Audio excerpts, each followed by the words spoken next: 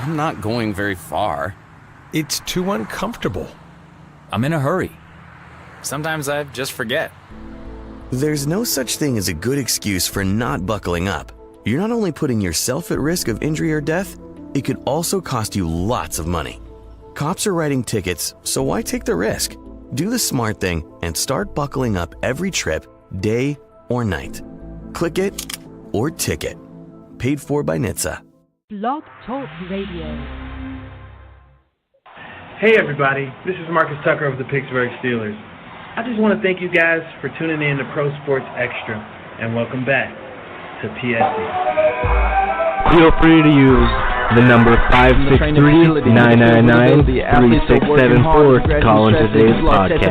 The smell of the grass and the pain and the action, the focus, the passion, the thought of the plaque and the trophy all made out to your name. It's some money, some fame, it's a feeling to get when you're playing the game. What's the number on your back and the representative name? It's MJ playing way back in the day. It's glory, it's scoring. This is story, this is Sports Nation. It's been this way for generations. Pro Sports Extra is where I get my information. Athletes with their pursuits and endeavors. Sports will entertain the whole world. It'll be this way forever. And for more of that, we going live to Trevor, the expert.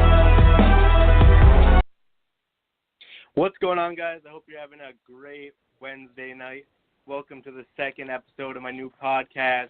New on this podcast, though, is my new co-host, Austin. Here at PSC, we call him AJ. What's going up? What's going on, bud?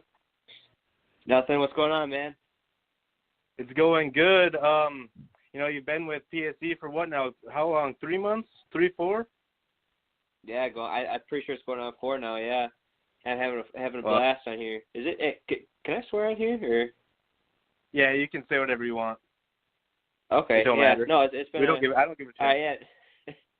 No, it's been a real good fucking time. Just it's really cool being part of the team here. So yeah. All right, that's awesome, man. We actually have our first guest calling in for today. Former NFL player, Johnathan Dwyer. Johnathan, you there? Yeah, I'm here. What's up, guys? How's it going, man? Going on? Going good. Going well. How's everybody doing? I'm doing great, boss. Thank you for hopping on. Oh, no problem. Thanks for the opportunity. All right, man. I'll just jump into my questions quick, and then AJ can ask his.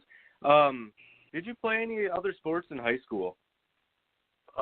Yeah, I was a baseball player and a track runner. Okay, at what point did you realize, like, football was what you were going to pursue? Was it in high school, or, was it after high school, or? I would say it was more like after my freshman year of college. I got approached by Danny Hall to play baseball. Did that for a little bit, enjoyed it. It was actually really fun to, play another sport in college, and then after that, we got a coaching change, so Coach Johnson wasn't really fond of it at the time of letting two players play both sports. So he held me and Roddy Jones out from playing that year.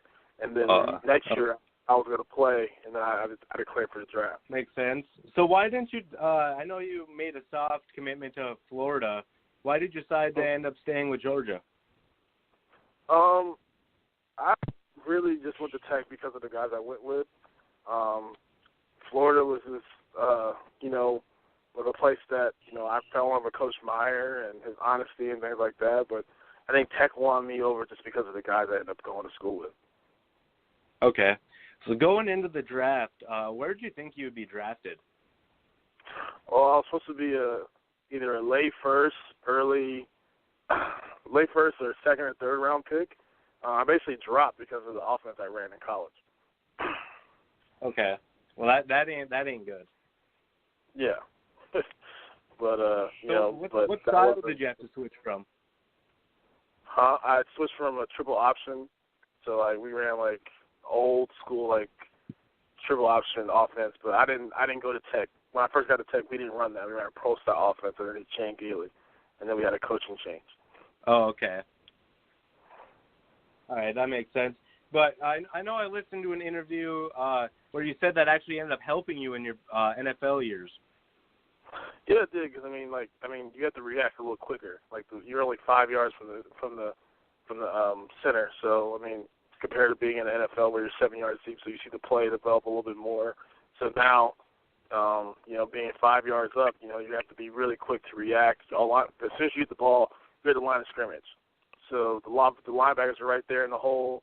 Offensive linemen are right there. So you have to, make something happen, when, some things aren't really there. So you have to react a little quicker. Okay. So what was your favorite moment in your NFL career?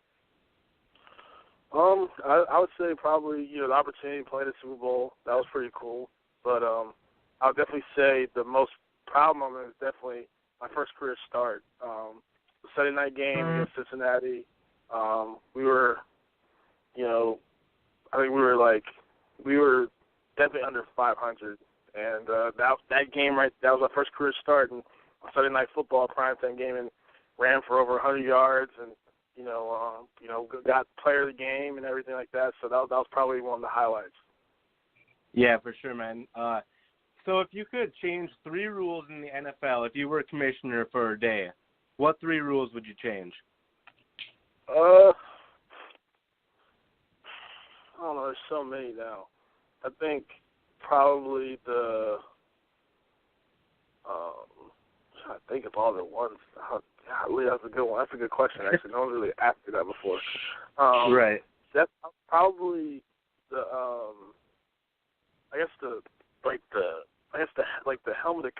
helmet rule, where it's like, I understand, like, you can't hit with the crown of your helmet, but like now it's like you can't even hit with like your face mask, or there's different plays. Like I saw a play last year.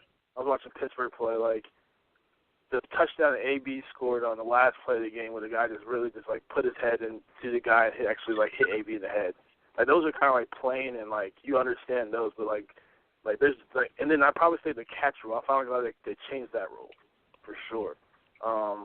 Those are probably the 2 main ones right now that I can think of right now. Those are probably it so far. Okay. And like I'm glad I did the celebration. That was a bad one when we were playing. So that was kind of like, when I was playing, that they didn't really let anybody celebrate or anything like that. Yeah. The no fun. Yeah, I got fined for my cleats, so now they let guys like do what they want to do with their cleats now. Yeah. So all the ones that I didn't like, pretty much they've changed, except for like the helmet one. That's because you don't really know what's illegal and what is illegal, what isn't illegal. Right, and it's just like the catch rule now. We don't know what a catch is. Yeah, but luckily enough they changed that to where if you catch it and you fall on the ground,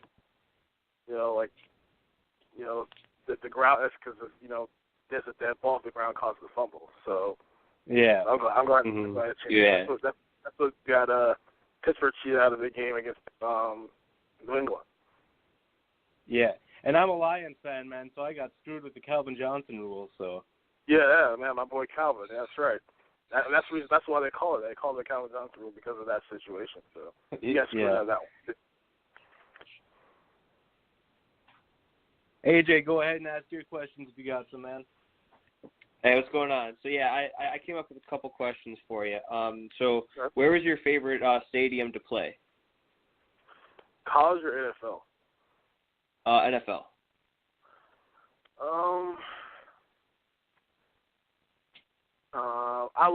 When I played at Arizona, I loved that stadium, man. That one, Houston is pretty cool. But I would say, I guess Dallas is cool. Green Bay is cool. Like the atmosphere, yeah, the atmosphere. Green Bay is cool just because of the history that's been in there.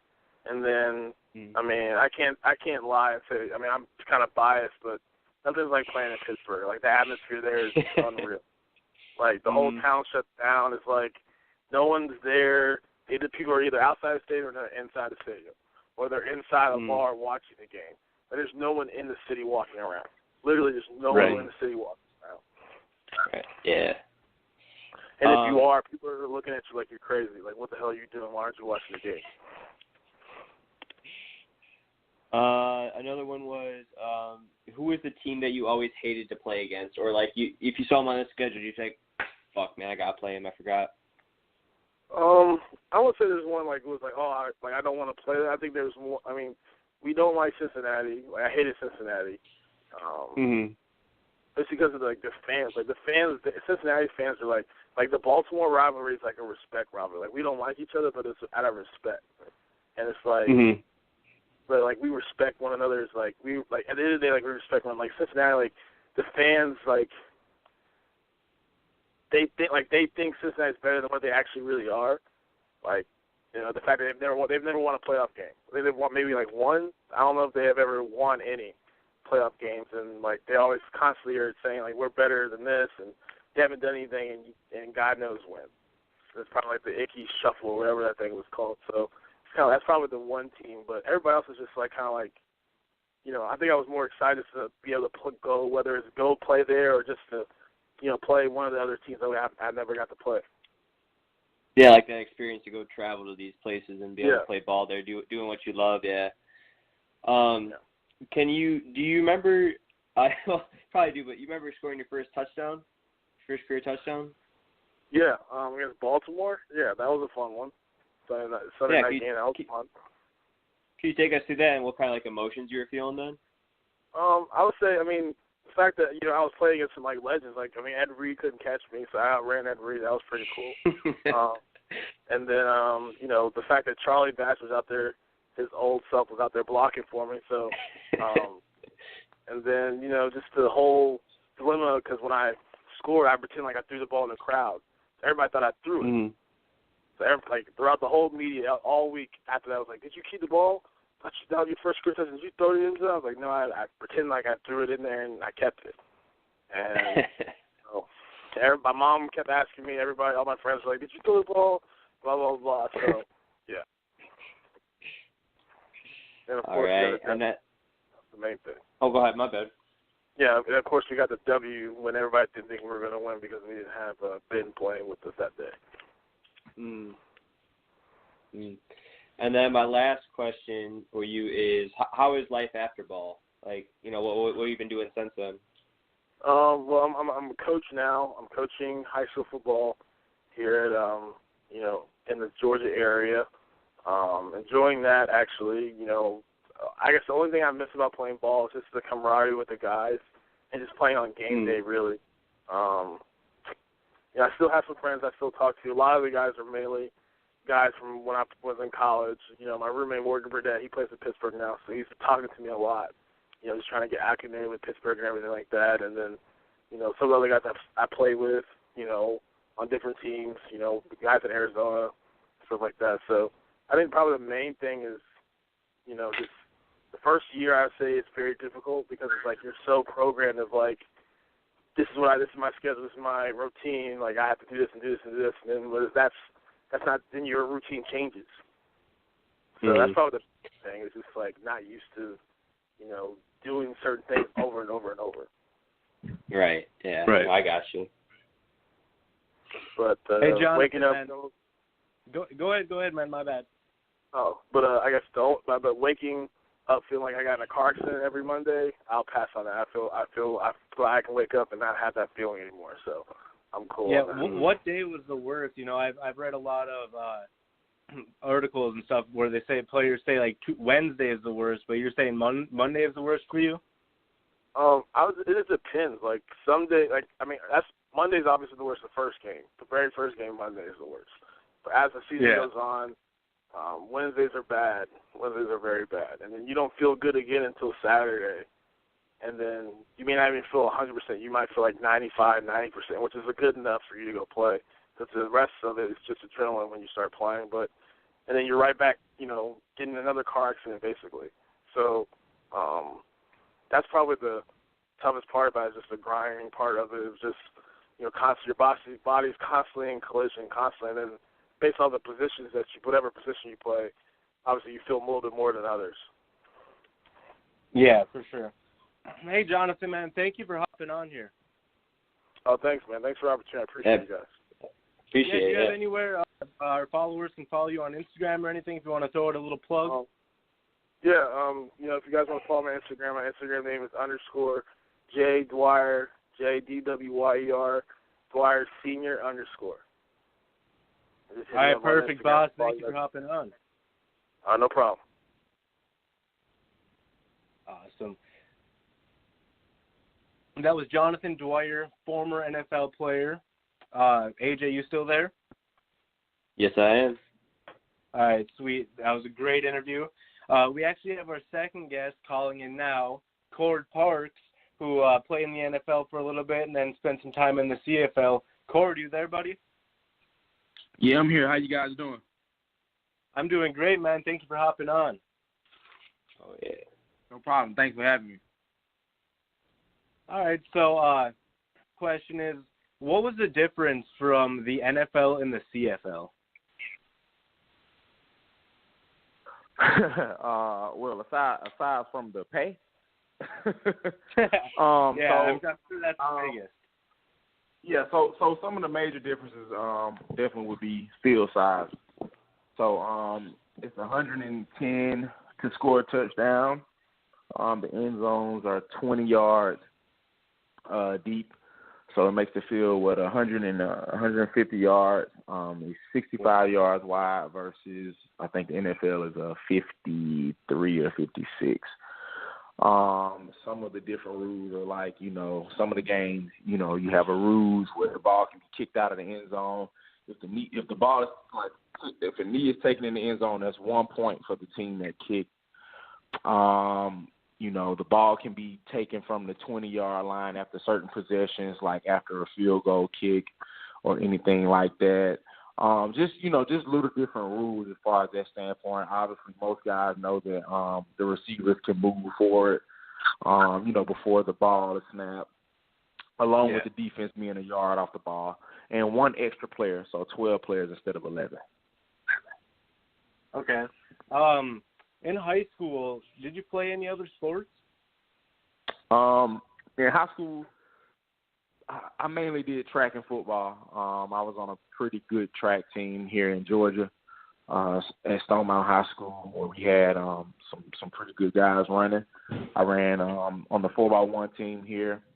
We had a state championship 4x4 team. I triple jumped, and I also ran hurdles. So I did those two things. I played basketball growing up, but I kind of left that hoop dream alone once I got into high school. Along with baseball, I left it alone too. Okay. Why did you choose to attend Northeastern? Well, Northeastern was going to be the only school that was going to allow me to do football and major in mechanical engineering. Okay. All the rest of the schools were pretty much going to, kind of force me in a direction so I wouldn't, be academically ineligible and all that kind of stuff, in the process. But I was able to, get in and, do the things that I needed to do to be able to play. A couple of years I was on academic probation just due to the fact that, football is a full-time job when you're in college. Yeah. And mechanical engineering is a full-time job. So a lot of times I would be leaving on days to take tests and stuff like that, traveling for football or traveling for track, and it made some difficulties in the process. But like I said, I was able to, to get through it and have some success with it, along with some bumps in the road. But I definitely wouldn't change it for anything, just due to the fact that I was able to major in something that I was, very passionate about at the time. Right. Do you think college athletes should be paid? Ooh, this is a topic that that I've actually, I feel that there should be, but there are some questions that, and some things, for those universities that turn over a lot of money versus the universities that don't. I personally feel that that they should have some type of rubric set where I wouldn't say paid per se as far as like how professional athletes are paid, but maybe some type of scale where if you finish your degree, finish playing, maybe, you should have a cushion or something like that, just, to push you and start you off onto your life. Whereas just being paid a salary for the year, I wouldn't say. I would say, hey, if you come in and complete 4 years, maybe it should be, $10,000 a year. that you should be, once you get your diploma, hey, here's, $10,000 a year, for for your years of service, something that you can, jumpstart your life off with and be comfortable in transition. A lot of us athletes spend, you got to think about it. For me, playing 5 years, 4 years in the NFL, 4 years in the CFL. I've been playing football since I was 5 years old. That's almost, a good 25 years of my life that all I've known is football. So, for a lot of guys in college athletics, it's the same thing. But then, I was sitting talking with, former, women's track and all those type of things, and they were like, well, how would you say that we should be paid? So it's one of those things where, like, okay, well, how do you pay college basketball players? How do you pay field hockey? How do you pay all of those sports? But I think the tricky thing to that, too, is like you take Alabama, where for one attendance for one game, they almost gross almost $5 to $6 million for one game. Right. That pays the scholarship for all of the sports.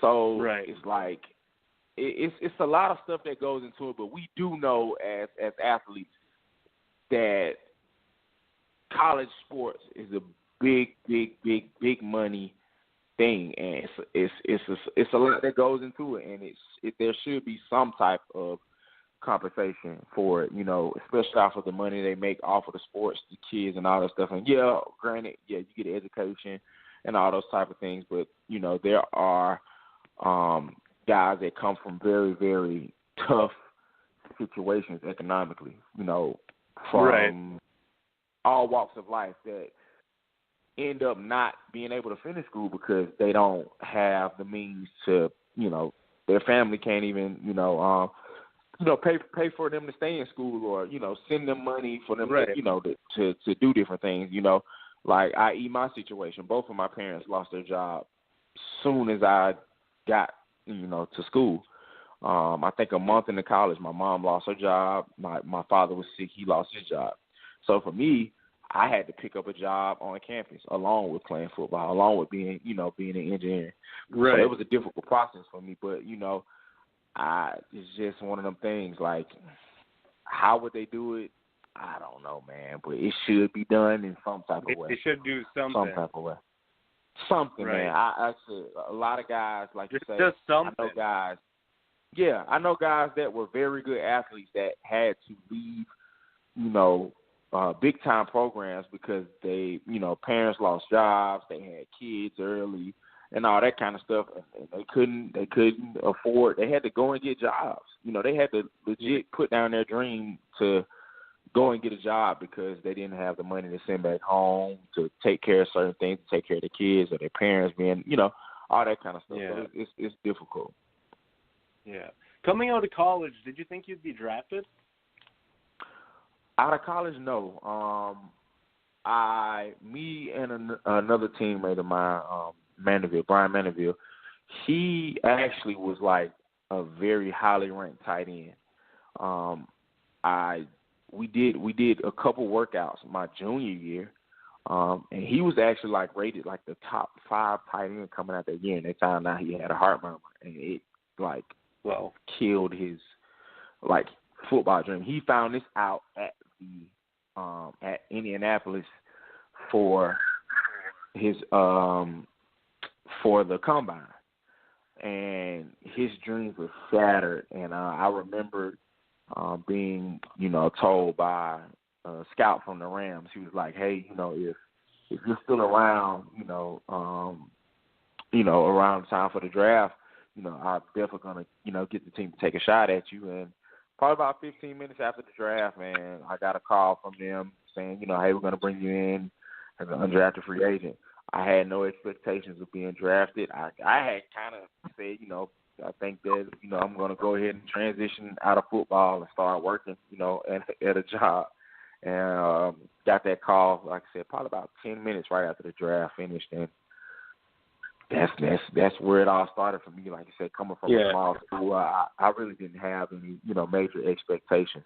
I just knew that I had pretty decent stats as far as being a returner, and guys that I defensed were some pretty big name guys that I played and I had pretty good games against. So I didn't know the process of it, because we didn't really have many guys get too many looks from the school. Guys that got looks that they went into camp or something like that. But I think it probably had been about 2 or 3 years since we had a guy that actually had got a look. So I wasn't too sure how it would go, but I got the shot and went in and actually ended up making the practice team and getting activated later on in the year with the Rams. Yeah. Which team helped you the most during your career and after your career? Whew, man, which team? Yeah, which NFL man. organization? I would have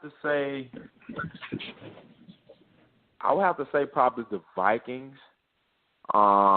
Just the all around good. I honestly didn't really have any bad experiences as far as that goes. The Seahawks had a very good organization as well as far as player personnel, guys who kept in touch, even after you left the team. Same thing with the Vikings. I had a good core guys that like Antoine Winfield, Frank Walker, guys like that who were very, very smart in the game, who taught me a lot. I think I learned the most from Jabari Greer when I got to the Rams. When I got to the Saints, I'm sorry. He taught me a lot more about the actual game as far as certain things, certain concepts, certain things that I just, didn't know much about from the standpoint of, like you said, just different little intricacies of the game and little cheat codes from the game that I learned about. And once I got to the CFL, the BC Lions, clearly that was a team that I played with the most. I played 3 years there and had, pretty good success with them there. Yes. So that's awesome. He's my boy. I had him on my first ever podcast when I was 13 years old, forever ago. Yeah, that's my guy, man. Great dude. He's still at it right now. He's holding it down for the older guys. A true professional. And a great dude out the field to be around, man. That was one of my guys that I, during the week we would go eat wings and watch games together and stuff like that and just talk about the game. Had a chance to play against him when I was in St. Louis with the Rams, and he was with the Lions, and then boom, 2013 he came up halfway through the season, finished the season with us, and then was a friend and still is a good friend of mine to this day, man. Great guy. That's awesome. So if you could change 3 rules in the NFL if you were commissioner for a day, what would they be? Whoa, jeez. 3 rules, man. This new rule that they just changed about the flag, that one would definitely be one. Because I don't really feel like they did any justice for what's going on. No, not at all. I personally believe that the meaning. The meaning and stuff behind what's going on, and what Colin Kaepernick was doing this for has totally been twisted and taken to a whole nother place. And us as players, we know what's going on and stuff like that. And it's kind of tough, especially when they have a meeting of some sort like that and don't have any players involved in that meeting. It's just the owners meeting. So that's kind of, crazy to me. Another one will probably be this the targeting rule. It's too many different it slows players down. I get it, they're trying to make things safer for guys and all that kind of stuff, but how do you tell a defensive guy how you gotta calculate how you hitting somebody now and that to potentially cause a game. Cause a game. You look at the New Orleans Minnesota game last year. I'm pretty sure without that rule being in play, that outcome of that game is different. The catch rule. touch rule with the that cost the game in the playoffs too. With the catching and having to make a football move. Some of these catches are great catches, and they're being taken away by, did he maintain possession all the way through the ground? And I get it. But, man, some of these catches are miraculous catches, and they're being taken away because, he stuck the ball out over the line and it hit the ground. Yeah. And that's crazy. That blows my mind. Mm-hmm. The Calvin Johnson rule, I'm a huge Lions fan, man, and that screwed us over a few times. Yeah. Like I said, that's where it came from, but it's like the man caught the ball one hand and it's a catch. Right? It's a catch. Yeah. Okay. AJ, you there? You got any questions for him? Yeah, kind of going off one that we talked about earlier about paying and the NCAA athletes. Do you think it would create an incentive for the players to play harder or learn more about that sport and kind of grow there? I mean, when it comes to college athletics, honestly, I feel like those guys already play hard enough. And if you ask more spectators, they like college sports more because they feel like it's a lot more pure and it's not driven by performance-based incentives and all that kind of stuff. So I don't know if it would take certain things away. And then that was another question somebody asked. They were like, well, the Tim Tebow's, the guys who have the big names, would you pay them more? Or with the guy who's a walk-on, should he be? It's a lot of different things that goes into it. It's hard to sit back and say, oh, this guy should get this guy should get that. I just feel like everybody should be on some type of scale. Maybe your bottom tier guy might not get as much, but I mean, it should be some type of scale where if you're a 4-year star, I mean, if you letter and play in a certain amount of games, it should be at this level. If you play in this amount of games, it should be this level. If you complete, your degree, you should get, X, Y, and Z. I feel like that should be incentive based versus the play, because when it comes to play incentives, as we know in professional sport, some teams don't really care about winning, and they'll pull guys just so they won't hit an incentive. Yeah. And I've seen it happen to guys. I've seen it time and time again. And they'll say that they didn't do it, but trust me, it's like this dude was 100 yards away from a $10,000 bonus, and he didn't play the last 3 games. We needed this guy. So, it's tricky because when like you said, when you take money and put money involved, it becomes even more of a business, which we know that NCAA it's a big business. Yeah. Oh yeah. Yeah. So where was your favorite place to play at, team wise? And then beyond that, what was your favorite stadium to play at? Well, my favorite team has been BC because it was just the number one place where I got a full shot, had success, was around great guys. And the dome there is top tier. It's probably I would say right behind the new stadium in Dallas, especially with the Jumbotron. They have the second largest Jumbotron in North America. From the second side of it, I would say probably just all around locker room atmosphere and all that kind of stuff, and as far as being treated, Edmonton was I loved it being there too. All around first class organization. From the NFL side of it, I really Seattle was very dope. Minnesota, all around, we just had a group of guys that were being around Brett Favre and Adrian Peterson and guys like that. It's kind of hard not to be like, wow, I'm with these guys our cafeteria was pretty good. It was just all, and then we had a good time on the weekends too. So I mean, probably my favorite is gonna be Minnesota overall. But as far as like just playing and all that kind of stuff in the city and Vancouver is a beautiful place, man, and I really enjoyed my 3 years there for sure. Mm-hmm.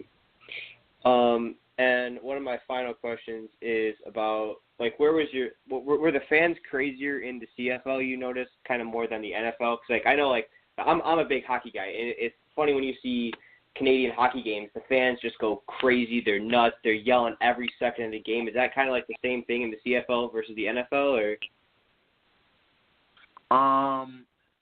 Yeah. So, it's funny because each team has. It's funny how NFL teams the CFL teams mirror some of the NFL teams when it comes to fans.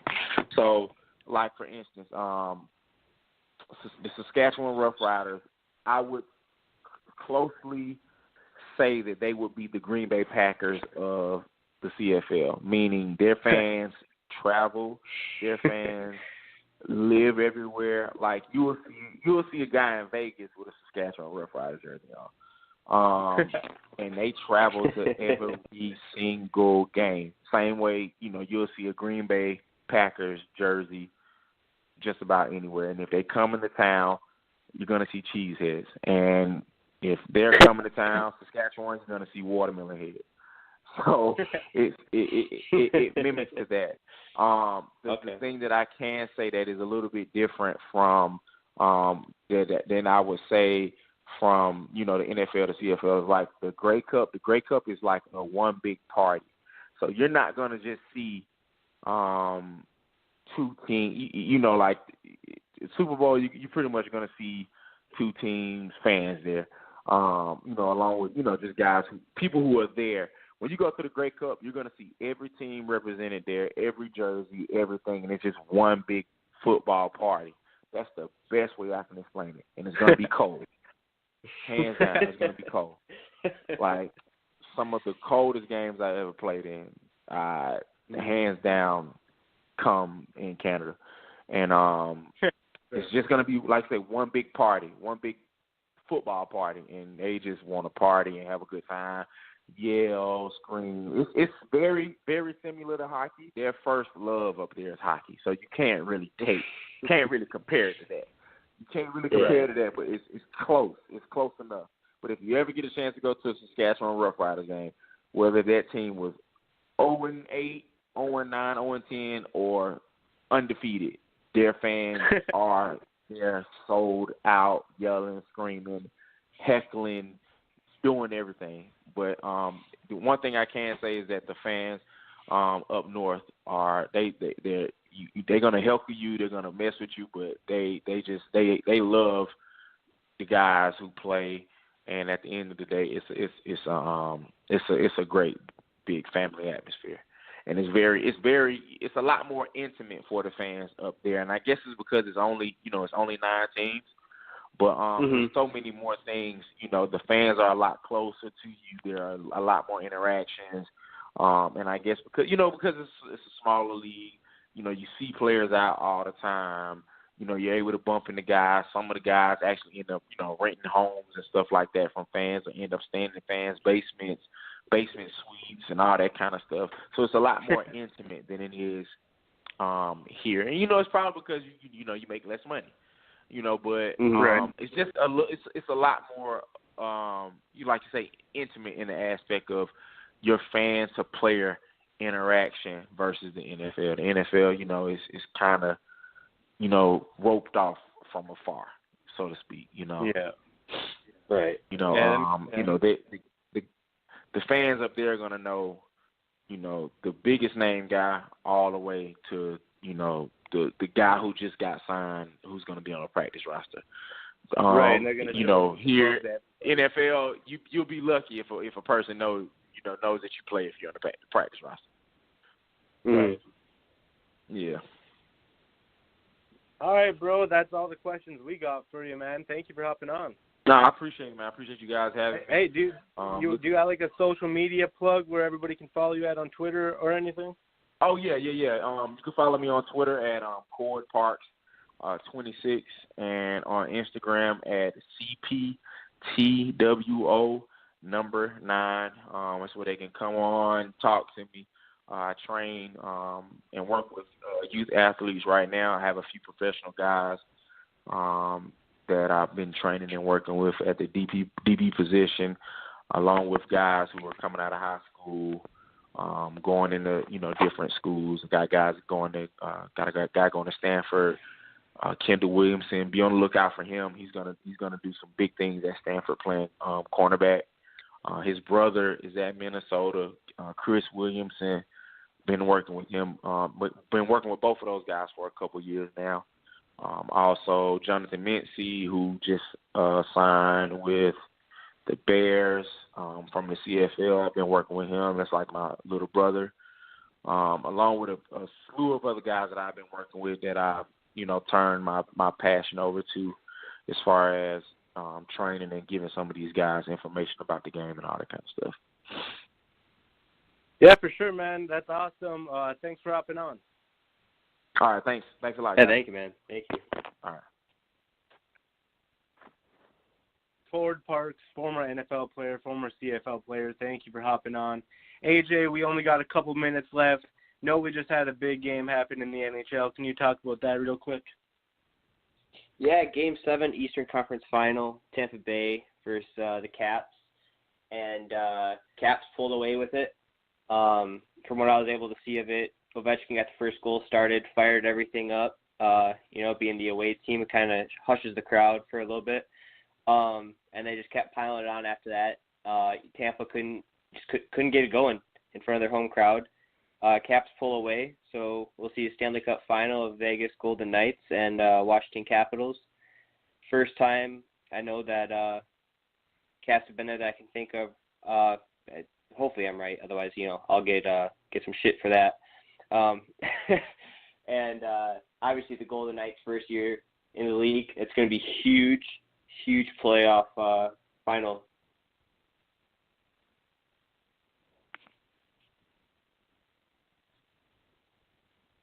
Trev, you still with me? Hey, can you hear me? Yeah. I was just talking on mute for like a good minute. I was jumping over to the NBA quick. The Celtics beat the Cavs 96-83. The Celtics are up 3-2 in the series now. If you guys want, go over to SavageSportsBox.com. If you use code PSE, you get 10% off. What they do is every Tuesday, if you hop on their Facebook page and you buy on their website, they opened up a box. It's a random box with a sports jersey autographed with a certificate. They're all like $125 for a Hall of Famer, so it's an awesome deal. You get 10% off using code PSE at checkout. And then Saturday, we have our Xbox Fortnite tournament, 2v2, $10 buy-in for the duo partners. So get in with that and check us out at prosportsextra.com. And AJ, that's all the time we got. Thank you for hopping on. Thanks for having me, man. Talk to you soon. All right.